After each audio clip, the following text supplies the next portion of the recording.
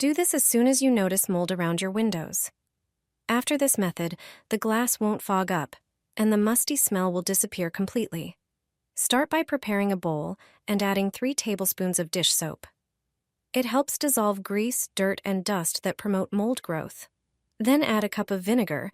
It has disinfecting, antifungal, and antibacterial properties, while also neutralizing unpleasant odors. Add a tablespoon of regular table salt. Salt is hygroscopic, meaning it absorbs excess moisture from the air and prevents condensation on the windows. Mix everything well.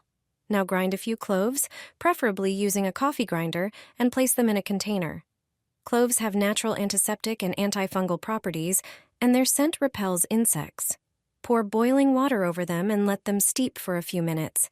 Then add a cup of this clove infusion to your bowl and mix everything again.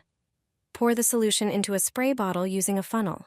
Spray the window seals and the area around the windows to prevent mold from returning. This mixture absorbs moisture, stops condensation, and keeps your windows clean, dry, and fresh smelling. I've been using this trick for years. It really works.